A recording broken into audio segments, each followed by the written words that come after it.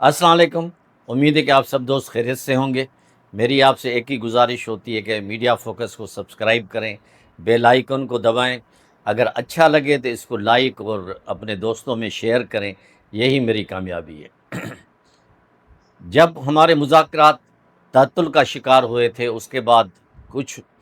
عجیب عجیب افواہیں اور باتیں ہو رہی تھیں، اور سوشل میڈیا پہ اتنا طوفان آ گیا تھا کہ جی مذاکرات ناکام ہو گئے، مذاکرات یہ ہو گئے، کسی وقت بھی جنگ ہو سکتی ہے، یہ ہو سکتا ہے، وہ ہو سکتا ہے۔ لیکن پاکستان نے اپنی کوششیں جاری رکھیں، انہوں نے اپنے دوستوں کو بھی کانفیڈنس میں لیا، اس میں سعودی عرب بھی شامل ہے، ترکی، مصر، عمان، کویت، قطر، لیکن انہوں نے امید کا دامن ہاتھ سے پاکستان نے نہیں چھوڑا، اور وہی ہوا جو ہم پہلے ہی بات کر چکے تھے الحمدللہ، کہ دوبارہ یعنی ٹرمپ صاحب کے کہنے کے بقول 2 دن کے اندر پاکستان میں یعنی اسلام آباد میں پھر مذاکرات ہو سکتے ہیں۔ ایران بھی اس پہ راضی ہو رہا ہے، اور ٹرمپ صاحب نے پاکستان کے فیلڈ مارشل عاصم منیر صاحب کی جو تعریف کی ہے وہ بھی قابل تحسین ہے۔ انہوں نے کہا کہ وہاں پہ ایک فیلڈ مارشل بہت ہی ذہین اور اچھا کام کر رہا ہے۔ یعنی جس طرح پاکستان کی قیادت ان مذاکرات کو لے کے چلی ہے اور جس طرح میزبانی کی ہے، اس کو پوری دنیا بڑی قدر کی نگاہ سے دیکھ رہی ہے، عزت کی نگاہ سے دیکھ رہی ہے، اور ہر ایک، چاہے وہ ویسٹرن میڈیا ہو، چاہے گلف اسٹیٹس ہوں، چاہے مشرق وسطیٰ ہو، سب نے پاکستان کو اپریشیٹ کیا ہے۔ اور امریکہ اس بات پہ کہنے پہ مجبور ہو گیا ہے کہ اگر ہمارے مذاکرات دوبارہ شروع ہوئے، جو کہ ہوں گے، وہ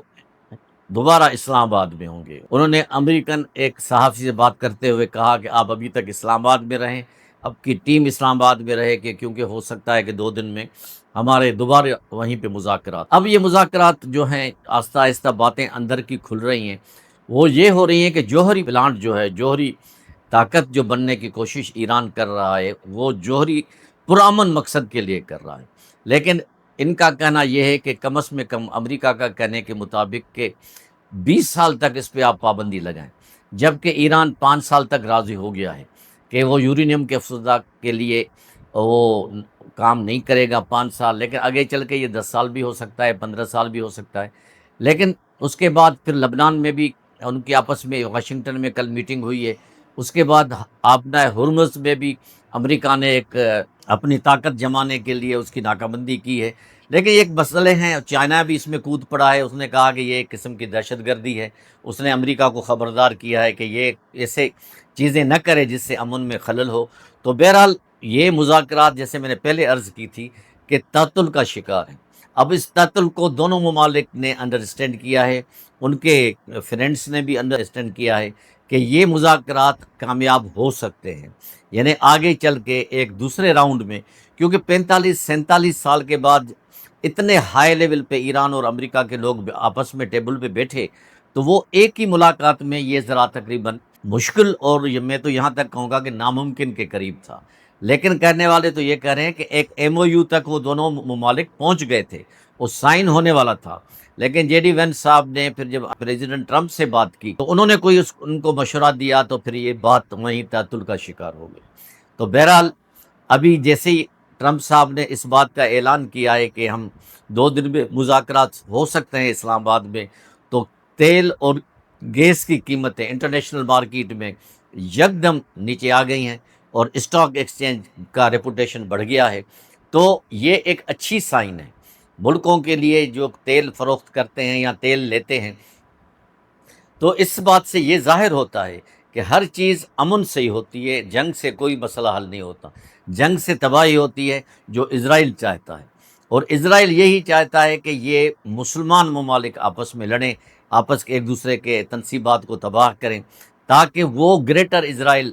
اللہ نہ کرے اس کا جو خواب ہے اس کو پورا کر سکے۔ لیکن انشاءاللہ یہ ان کا خواب ہی رہے گا، اور جس طرح نئی قیادت جو ہمارے ایران کی ہے، نئی قیادت سے میری مراد جو ابھی وہ پاور میں ہیں، وہی ان کے سپورٹر ہیں جو اللہ کو پیارے ہو گئے۔ ان کی قیادت ایک ہی ہے، تو انہوں نے بھی اپنے بات چیت میں کچھ لچک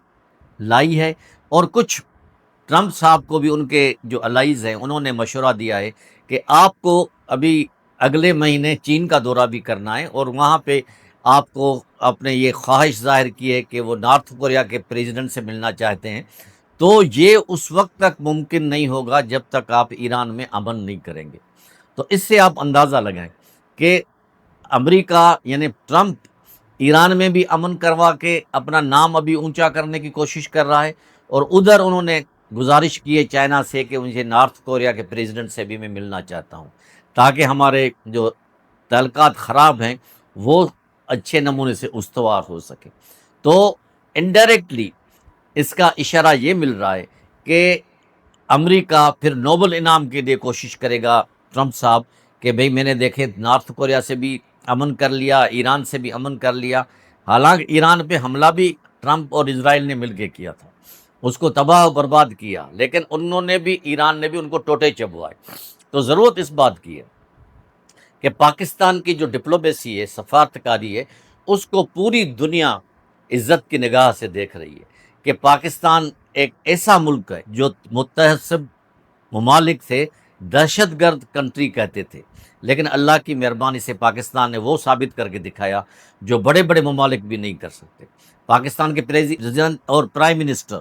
دونوں آپس میں کل مشاورت کی۔ آج پرائم منسٹر سعودی عرب گئے ہیں، اس کے بعد ترکی جائیں گے، پھر کچھ اور ممالک میں جائیں گے۔ یہ ایک ڈپلومیسی کی اور سفارتکاری کا ایک اعزاز ہے کہ آپ اپنے دوستوں کو، ویل وشرز کو بھی اعتماد میں لیں، ان کے ساتھ باتیں کنوے کریں۔ اور یہ الگ بات ہے